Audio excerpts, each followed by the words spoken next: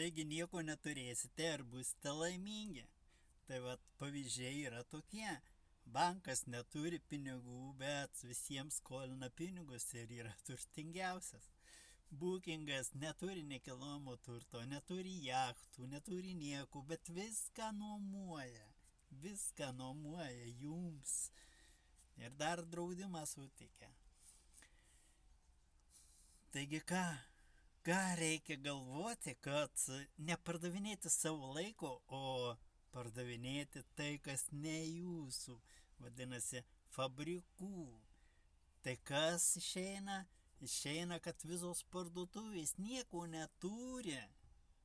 Jos tik pardavinėja gamintojų prekes, tai Maxima, iki visos kitos sudaro sutartis su tiekėjais, kurie privalo tiekti tą didelį kiekį visko, kad jums užtektų. Ir jie dalinasi pelnu, Maxima ir gamintojas. Taigi vėl, ne ūkininkas, kuris turi ir pardavinėja, o Maxima, kuri nieko neturi, tik tai patalpas, kuriuose jūsų prekę pastato ir pardavinėja tiems, kas ateina apsipirkti.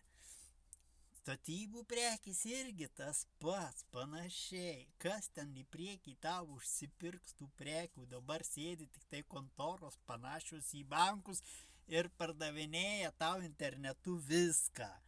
O jau paskui užsakinėja, laukia, kaip mes stogo 7-8 savaitės. Taigi, kaip reikia daryti verslą? Teisingai, nieko neturėti ir būti turtingiausiu. Tai vadinasi, nori namų nemokamai, reklamuok namą nemokamai ir uždirbsi krūvą pinigų.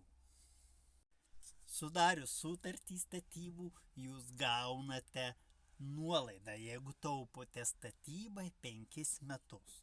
Tai vadinasi, jeigu jūs neturite pinigų, jūs galite po truputį dėti į savo statybas. Jūs pakvietėte draugą, draugas lygiai taip pat taupo neturėdamas pinigų, nes visi dabar skolose bankuose sėdi. Taigi, taupo po truputį, jūs uždirbate, draugas gauna nuolaidą. Ir jeigu jūs pakvietėte 100 draugų, jūs uždirbote tiek, dar namų nespėjote sutaupyti, jau pasistatėte, sutartį nutraukite, pasiemate pinigus ir einate laimingas. Tie draugai apsipirko dar sykį po metų, norėdami dar vieno namo ir dar vieno namo, o jūs gavote dar vieną namą ir atlyginimą.